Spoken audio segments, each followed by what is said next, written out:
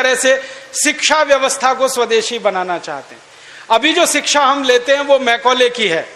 Macaulay ने जो पाठ्यक्रम तय किया वही हम पढ़ते हैं, और दुर्भाग्य से मैकॉले जो पाठ्यक्रम हमको दे गया वो इतना रद्दी और बेकार का है जो जिंदगी में कभी काम नहीं आता। हम पढ़ते हैं, रटते हैं, कक्षा में जाकर उल्टी करते हैं। कॉपी पे लिखना माने उल्टी करना। 100 में से 96 नंबर ले आते हैं। अब उसका शहद लगा के चाटें तो क्या निकलता है उसमें से? 96 नंबर। जिंदगी में काम नहीं आती वो शिक्षा। मैं मेरा उदाहरण देता हूं, सालों साल मैंने पढ़ाई की, मेरा जीवन खराब किया। मैं नहीं पढ़ता तो बहुत अच्छा होता। जितने साल मैंने पढ़ाई की, जितना पैसा मेरे माता पिता ने मेरी पढ़ाई पे खर्च किया, जितना पैसा मेरे ट्यूशन पे मेरे माता पिता ने खर्च किया, अगर मैं पढ़ने नहीं जाता वो सब पैसा बचता और मैं उससे कोई धंधा और व्यापार करता तो करोड़पति होता। क्या पढ़ाई हुई है मेरी? मैंने बचपन में पढ़ा x + y whole square is equal to x square plus 2xy plus y square, x minus y whole square is equal to x square minus 2xy plus y square. अब मेरे समझ में नहीं आता कि करूं क्या इसका मैं मेरी जिंदगी में।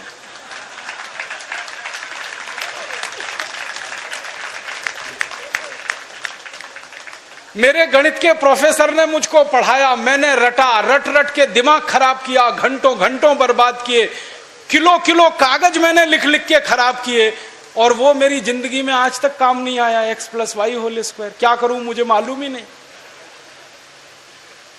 मेरे गणित के प्रोफेसर को एक दिन मैंने कहा कि आपने मुझे ये क्यों पढ़ाया x + y होल स्क्वायर, मेरी जिंदगी में तो काम नहीं आया। तो मेरे गणित के प्रोफेसर कहते हैं, यार काम तो मेरे भी नहीं आया, मुझको किसी ने पढ़ाया, मैंने तुमको पढ़ाया। ये भेड़िया धसान क्यों चला रहे हो इस देश में? जो काम नहीं आता वो क्यों पढ़ा रहे हो इस देश के बच्चों? बचपन में मुझे पढ़ाया गया अमेरिका का पहला राष्ट्रपति कौन, क्या करूं इसका? मान लीजिए मुझे मालूम है अमेरिका का पहला राष्ट्रपति जॉर्ज वॉशिंगटन, करूं क्या? मालूम है मुझे, क्या करूं इसका? मैं सब्जी खरीदने जाता हूं बाजार में, सब्जी वाले को कहता हूं देखो मुझको मालूम है अमेरिका का पहला राष्ट्रपति जॉर्ज वॉशिंगटन था, वो सब्जी देगा क्या मुझे? फालतू में रटा रटा के मेरा दिमाग खराब कर दिया। अमेरिका का पहला राष्ट्रपति कौन? और मुझे इतना दुख होता है, तकलीफ होती है कि कोई मुझे ये पूछना शुरू करे कि तुम्हारे परिवार का पहला राष्ट्रपति कौन? मुझे नहीं मालूम। मेरे परिवार के राष्ट्रपति से मतलब मेरे दादा, दादा के दादा, दादा के दादा, दादा, कहीं से हमारा कुल शुरू हुआ ना, तो मेरे कुल का पति माने मेरा पहला पिता, वो कौन नहीं मालूम। और अमेरिका का पहला राष्ट्रपति मालूम है। और मुझे तो इतना दुख होता है कि अमेरिका का पहला ही राष्ट्रपति नहीं मालूम, 250 राष्ट्रपति मालूम है मुझे उनके, और मेरे कुल के 2.5 आदमी के नाम नहीं मालूम मुझे। मेरे पिताजी का नाम मालूम है, उनके पिताजी का, उसके आगे बढ़ता हूं तो सब ब्लैंक हो जाता है, याद ही नहीं मुझे। क्या करना है ऐसी शिक्षा से? काम की क्या है ये? बचपन में मुझको पढ़ाया कनाडा का क्लाइमेट कैसा, कनाडा का, भारत का नहीं, कनाडा का। कनाडा की जलवायु क्या है, क्या करूं उसका कनाडा की जलवायु का? मैं तो कभी कनाडा जाने वाला नहीं, कनाडा मेरे घर में कभी आने वाला नहीं, उसकी जलवायु पढ़ के करना क्या है? मैं शिवपुरी में रहता हूं, मैं भोपाल में, ग्वालियर में रहता हूं, मुझे शिवपुरी की जलवायु मालूम है तो कुछ काम आने वाली है। कनाडा की जलवायु क्या काम आने वाली है? कभी जिंदगी में मौका मिला कनाडा जाने का, जिसका कोई दूर दूर तक संभावना नहीं है, तब जाके वो बात कभी काम आएगी। उसके लिए रट रट के, पढ़ पढ़ के दिमाग खराब कर दिया घंटों घंटों। ऐसा फालतू इतिहास पढ़ाया। अकबर बड़ा महान था, होगा, मैं क्या करूं? अकबर महान था, ठीक है, मैं क्या करूं उसका? मेरी जिंदगी में उससे क्या फायदा होने वाला है अकबर की महानता से? मतलब मैं कहना यह चाहता हूं कि जो ज्ञान हम ले रहे हैं हमारी शिक्षा में, वो जिंदगी में कभी काम नहीं आता। आप ईमानदारी से अपने बारे में एक दिन ये करना, मेरी बात है इसलिए नहीं, आपने जो जो पढ़ा है अपनी जिंदगी में याद करो, उसमें से कितना आपके काम आया। शायद आप 100 का नंबर निकालेंगे तो 5 भी काम नहीं आया, 5% भी काम नहीं आया। जो काम नहीं आया पढ़ा क्यों, फिर रटा क्यों उसको? और आप ऐसे सोचो, दूसरा उल्टा सोचो कि हमने जितना पढ़ा वो कितना हमें याद है। याद उतना ही रहेगा जो रोज काम आता है, बाकी कचरे को दिमाग निकाल के ऐसे ही फेंक देता है। जो याद ही नहीं रहे और काम नहीं आए उसको पढ़ना और पढ़ाना क्यों? तो मैंने सोचा कि शिक्षा व्यवस्था बदलना बहुत जरूरी है। हमारे बच्चों के ऊपर इतना बोझा हो गया है, इस बोझे ने बच्चों को खत्म कर दिया। कभी कभी तो मुझे इतना अफसोस होता है, अखबारों में खबर पढ़ता हूं 12वीं कक्षा का रिजल्ट आया, इतने बच्चों ने आत्महत्या कर ली। क्यों? फेल हो गए। बच्चे थोड़ी फेल हुए हैं, परीक्षा की पद्धति फेल हुई है हमारी, बच्चे फेल नहीं हुए।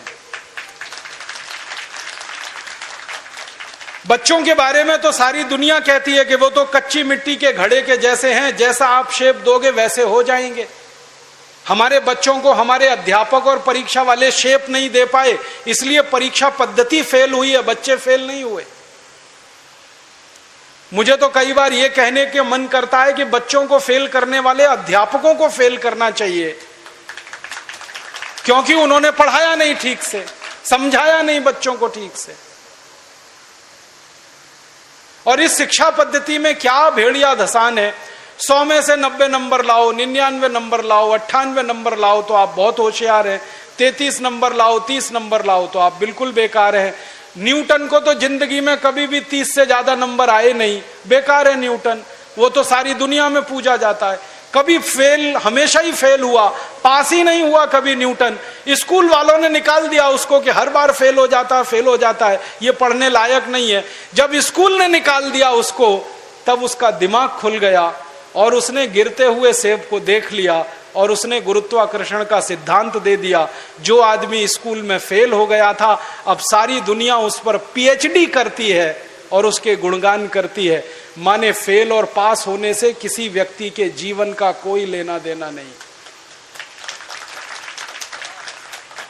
आप आइंस्टाइन की अगर कहानी पढ़ोगे तो आइंस्टाइन तो 9 कक्षा के आगे पढ़ नहीं पाया कभी, निकाल दिया स्कूल ने उसको, क्योंकि वो कुछ और सोचता रहता था। स्कूल ने निकाल दिया और निकालने के बाद सारी दुनिया में E = mc² का जो सिद्धांत दे दिया, सारी दुनिया उसका गुणगान करती है और एक ऐसे आदमी को पूजती है जो स्कूल में 9 क्लास के आगे बढ़ा ही नहीं। मतलब मैं कहना चाहता हूं, 9 पढ़ जाए, 10 पढ़ जाए, 12 पढ़ जाए, 16 पढ़ जाए, इससे कुछ लेना देना नहीं। ज्ञान जो है ना, डिग्रियों से नहीं तौला जाता। ज्ञान अलग चीज है, डिग्रियां बिल्कुल अलग चीज। मैं तो इसी देश की कहानी देखता हूं। धीरूभाई अंबानी 9 क्लास फेल हो गया, पेट्रोल पंप पे नौकरी करना शुरू किया और रिलायंस नाम का एक एम्पायर खड़ा कर दिया जो सारी दुनिया में 4.5 लाख करोड़ का है। 9 क्लास फेल आदमी 4.5 लाख करोड़ का एम्पायर खड़ा करके छोड़ गया। इसका माने ज्ञान का डिग्री से कोई संबंध नहीं है। घनश्याम दास बिरला 4 क्लास पढ़े, स्कूल और गांव छोड़कर निकल गए, लोटा लेकर कलकत्ता पहुंच गए और इतना बड़ा खानदान बना दिया, बिरला एम्पायर, जो आज लाखों करोड़ का है। 4 क्लास पास आदमी ने किया। बिरला जी कहा करते थे कि क्लास पास करना कोई महत्व की बात नहीं है जीवन की तुलना में। तो हम जीवन को जीने वाली शिक्षा हमारे विद्यार्थियों को दें, ऐसी शिक्षा व्यवस्था हम बनाएं जिसमें डिग्री का महत्व ना हो, ज्ञान का महत्व हो, परीक्षा का महत्व ना हो, सीखने का महत्व हो, पढ़ाने का महत्व नहीं हो, सिखाने का महत्व हो। अध्यापक भी सीखें, विद्यार्थी भी सीखें, दोनों सीखने की प्रक्रिया में आगे बढ़ें। ऐसी एक शिक्षा व्यवस्था हम बनाना चाहते हैं। और ये पूरी शिक्षा व्यवस्था मातृभाषा पर आधारित होगी, ये अंग्रेजी पर आधारित नहीं होगी। अंग्रेज आए तो अंग्रेजी आई, अंग्रेज गए तो अंग्रेजी चली जानी चाहिए थी। क्यों हमने रख लिया इस अंग्रेजी को? अंग्रेजी में पढ़ाते हैं अपने बच्चों को, मार मार के सिखाते हैं, बच्चे बेचारे अक्सर उसमें फेल हो जाते हैं। हिंदुस्तान के बच्चे गणित में पास होते हैं, भौतिकी में पास होते हैं, रसायन में पास होते हैं, अंग्रेजी में फेल हो जाते हैं। होना ही चाहिए उनको अंग्रेजी में फेल, क्योंकि अंग्रेजी विदेशी भाषा है। मुझे आप एक अंग्रेज बताइए और दिखाइए जो हिंदी में पास हो जाए। तो मैं अंग्रेजी में पास होकर दिखा सकता हूं। जब कोई अंग्रेज हिंदी में पास नहीं हो सकता तो हम भारत के विद्यार्थियों से क्यों अपेक्षा कर रहे हैं कि वो अंग्रेजी में पास हो? और अंग्रेजी भाषा नहीं है पास होने लायक, ये तो भाषा ही रद्दी है। इस भाषा का इतिहास जब मैंने पढ़ा, 5वीं शताब्दी में तो ये भाषा आई, माने मुश्किल से 1500 साल पुरानी है। हमारी भाषा तो करोड़ों साल पुरानी है, संस्कृत, हिंदी, मराठी, तमिल, तेलुगु, कन्नड़, मलयालम, ये तो 1500 साल पुरानी है। और दुनिया की सबसे रद्दी भाषा है अंग्रेजी, जिसकी कोई अपनी व्याकरण नहीं है जो शुद्ध हो और ठीक हो। आपको एक उदाहरण देता हूं। अंग्रेजी में एक शब्द है PUT, पुट, BUT, तो PUT पट होना चाहिए। CUT कट, BUT बट, तो PUT पट। अगर PUT पुट तो CUT कुट, BUT बुट, यही होना चाहिए ना। क्या मूर्ख लोगों की भाषा है, ग्रामर ही नहीं है। और परम मूर्खता की भाषा ये अंग्रेजी। एक शब्द है अंग्रेजी में, उसमें कहते हैं केमिस्ट्री, CHEMISTRY, केमिस्ट्री। तो यहां पे CH जो है ना का हो गया, ठीक है। तो केमिस्ट्री में CH का हो गया, तो चोपड़ा में कोपड़ा होना चाहिए। CHOPARA है ना, उसको चोपड़ा क्यों कहते हैं, कोपड़ा कहो। और CHOPARA को चोपड़ा कह रहे हो तो CHEMISTRY को केमिस्ट्री कहो। फिर एक जगह CH का है, एक जगह CH चा है, कुछ समझ में ही नहीं आता क्या इनका हिसाब किताब है। मूर्खों की भाषा है ये अंग्रेजी। और इस भाषा की कितनी बड़ी कमजोरी है। अंग्रेजी में एक शब्द है SUN, माने सन, माने सूरज। अब किसी भी अंग्रेज माई के लाल को मेरी चुनौती है कि इसका दूसरा शब्द अंग्रेजी में से निकाल के लाए। SUN का पर्यायवाची है ही नहीं, लाएंगे कहां से? पूरी अंग्रेजी में सन का पर्यायवाची नहीं है, माने दूसरा शब्द नहीं है जो सूर्य को बता सके। अब हम संस्कृत की बात करें, सूर्य एक शब्द है, दिनकर, दिवाकर, रवि, भास्कर, मार्तंड, 84 शब्द हैं हमारे पास संस्कृत में। अंग्रेजी में एक ही है। एक शब्द है अंग्रेजी में मून, एक ही है, चंद्रमा। और हम संस्कृत में 56 शब्द हैं चंद्रमा के लिए। अंग्रेजी का एक शब्द है वाटर, माने पानी, वो अकेला एक ही है। वो नदी का पानी हो या नाले का, कुएं का हो या तालाब का, सब पानी वाटर है। और यहां भारत में हर पानी के लिए अलग शब्द है। बारिश का पानी अलग, समुद्र का पानी अलग, नदी का पानी अलग, तालाब का अलग, सरोवर का अलग, नाले का पानी अलग, कीचड़ का पानी अलग, सब पानी के लिए अलग अलग शब्द है। अंग्रेजी में एक ही है, वाटर। बहुत गरीब भाषा है अंग्रेजी, शब्द ही नहीं है उनके पास। कितने गरीब हैं, चाचा भी अंकल, मामा भी अंकल, मौसा भी अंकल, फूफा भी अंकल, फूफा का फूफा भी अंकल, मौसा का मौसा भी अंकल, कोई शब्द ही नहीं है अंकल के अलावा।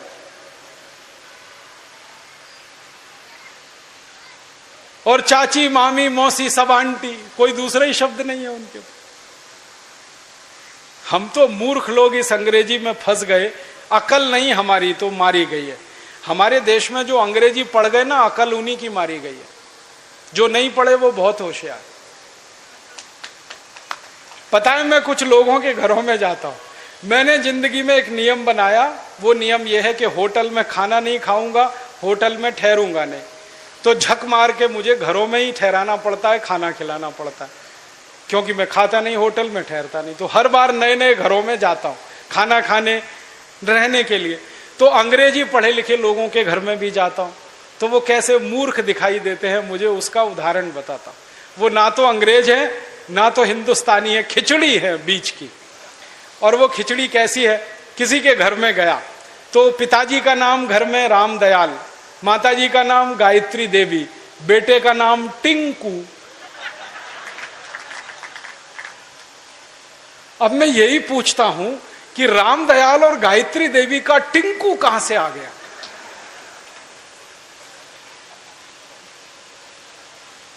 फिर मैं उनको पूछता हूं आपको मालूम है टिंकू का अर्थ क्या है? उनको नहीं मालूम। नाम रख लिया बच्चे का टिंकू, अर्थ नहीं मालूम। ऐसे मूर्ख लोग, अर्थ मालूम नहीं, नाम रख लिया टिंकू टिंकू टिंकू। फिर डिक्शनरी खोल के दिखाता हूं उनको।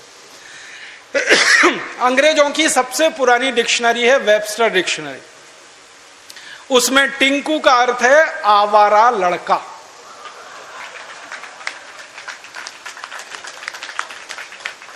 जो लड़का बाप की ना सुने, मां की ना सुने, वो टिंकू है।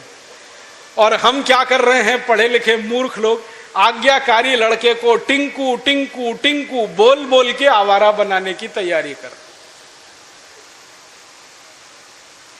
ऐसे अंग्रेजी मूर्खों के घरों में जब मैं जाता हूं तो ऐसे ही नाम मिलते हैं, बबली, डबली, डब्लू, बबलू। क्या मतलब है डब्लू, बबलू, बबली, डबली? डिम्पल, ट्विंकल, कुछ मतलब ही नहीं। कुछ भारत में नाम की कमी हो गई है क्या? और इससे भी बड़ी बड़ी मूर्खताएं मैं देखता हूं। कोई अधकचरे हिंदुस्तानी, माने आधा अंग्रेज आधा हिंदुस्तानी के घर में जाऊं तो इंप्रेशन जमाने के लिए, माने रौब जमाने के लिए अंग्रेजी झाड़ेगा। हाँ, भले गलत सलत, लेकिन झाड़ेगा जरूर, रौब पड़े उसके ऊपर। वो क्या कहेगा? हिंदी में भी बोल सकता है, वो बात नहीं बोलेगा। वो कहेगा oh Rajiv Dixit, she is my Mrs. तो मैं पूछता हूं really she is your Mrs? क्योंकि उसको मिसेस का अर्थ नहीं मालूम। मिसेस का अर्थ जानते हैं क्या है? हर देश की अपनी सभ्यता, अपनी संस्कृति होती है, तो उसमें से निकले हुए शब्द की भी अपने इतिहास और संस्कृति की व्यवस्था होती। इंग्लैंड की सभ्यता कैसी है मालूम है? इंग्लैंड की सभ्यता में एक सबसे खराब बात है जो आपको कभी पसंद नहीं आएगी, कि वहां एक स्त्री और एक पुरुष जिंदगी भर साथ कभी भी नहीं रहते, बदलते रहते हैं। जैसे हम कपड़े बदलते हैं ना, वैसे वो एक दूसरे को बदलते रहते हैं। एक पुरुष की 20 स्त्रियां हो सकती हैं, एक स्त्री के 20 पुरुष हो सकते हैं। मेरे कई दोस्त हैं इंग्लैंड और यूरोप में जिनकी 40-40 शादियां हुई हैं, 41वीं करने को तैयार। ये उनके यहां चलता रहता। इसको उनकी भाषा में कहते हैं एक्स्ट्रा मैरिटल अफेयर्स, पर स्त्री गमन पर पुरुष गमन। तो एक पुरुष कई स्त्रियों से संबंध रखता है, एक स्त्री कई पुरुषों से संबंध रखती है। तो पत्नी को छोड़कर जितनी स्त्रियों से संबंध रखने वाले होते हैं वो सब मिसेज में जाते हैं। माने मिसेज का अर्थ है धर्म पत्नी को छोड़कर कोई भी महिला जिसके साथ आप बिस्तर में रात को सोएं, वो मिसेज होती है, पत्नी को छोड़कर। अब यहां धर्म पत्नी को मिसेज बनाने में लगे हुए हैं। मूर्खों के मूर्ख पता नहीं कहां से पैदा हो। मिस्टर का मतलब उल्टा है, पति को छोड़कर कोई भी पुरुष जिसके साथ आप रात बिताएं वो मिस्टर होता है। यहां पति को मिस्टर बनाने में लगे हो। छोड़िए इन अंग्रेजी शब्दों को, इनमें कुछ दम नहीं। और एक तो सबसे